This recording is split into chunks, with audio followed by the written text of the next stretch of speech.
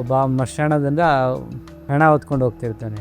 ಅವನನ್ನು ನೋಡಿ ಯಾಕಯ್ಯ ಹಿಂಗೆ ಜೀವನ ಅಂದರೆ ಇಷ್ಟೇನಾ, ಜೀವನ ಅಂದರೆ ಇಷ್ಟೇನಾ ಅನ್ನಿಸ್ಬಿಡುತ್ತೆ ಬುದ್ಧನಿಗೆ. ಆವಾಗ ಮರಣ ನೋಡಿದ್ಮೇಲೆ ಇನ್ನೇನು, ಮರಣ ಆದಮೇಲೆ ಏನಿದೆ? ಎಲ್ಲ ಸುಖ ಭೋಗಗಳನ್ನು ನೋಡಿದ್ದಾನೆ, ಎಲ್ಲವನ್ನೂ ಅನುಭವಿಸಿದ್ದಾನೆ. ಆಮೇಲೆ ಇನ್ನೇನಿದೆ ಲೈಫಲ್ಲಿ? ಭಾಳ ಬಟ್ ಜನರು ಅದನ್ನು ಕಲಿಯೋದು ಭಾಳ ಇದೆ. ನೆವರ್ ಎಂಡಿಂಗ್ ಕಲಿಯೋದು ವಿದ್ಯಾರ್ಥಿ ಹೇಗೆ ಇರೋದು ಜೀವನ ಯಾವಾಗಲೂ. ಕಲಿ ಯಾಕಂದರೆ ಕಲಿ ಪುರುಷರೇ ಈ ಕಲಿಗೆ ಆಳ್ತಿರೋದು.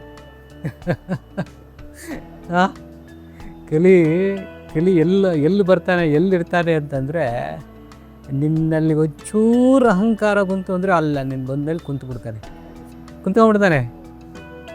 ನಿಮ್ಮ ಚಿನ್ನದ ಮೇಲೆ ಇದೆಯಾ, ಅಲ್ಲಿ ಬಂದು ಕುಂತ್ಕೊಂಡ್ಬಿಡ್ತಾನೆ ಅವನು. ಆ ಪುರುಷ ಆ ಥರ ಇರ್ತಾನೆ, ಅದು ಕಲಿ ಪುರುಷ. ಆವಾಗ ಆಳ್ತಾನೆ ಕೃಷ್ಣ, ಹೇಳ್ತಾನೆ ನಂದೇನಿಲ್ಲ, ಎಲ್ಲ ನಿಂದೆಪ್ಪ, ಈಗ ನಿನ್ನ ಕಲಿ ಪುರುಷ ನೀನೇ ಆಳು ಅಂತ ಹೋಗಿ ಅವನು ಕಲಿ ಪುರುಷ ಹೋಗ್ಬಿಡ್ತಾನೆ. ಆವಾಗ ಕೃಷ್ಣ ಹೋಗ್ಬಿಡ್ತಾನೆ.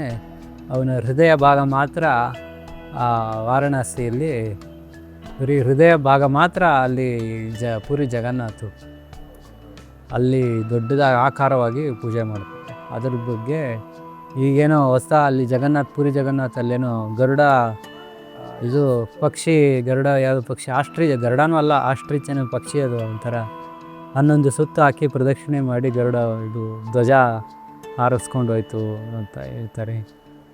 ಬಟ್ ಕೆಲವೊಬ್ಬರಿಗೆ ಅದು ಅಂದರೆ ಗಣ್ಯರಿಗೆ ಪ್ರಾಬ್ಲಮ್ ಆಗೋ ಸಂಕೇತನೂ ಕೂಡ ಇರುತ್ತೆ. ಕುನಾಲ್ ಚಕ್ರವರ್ತಿ.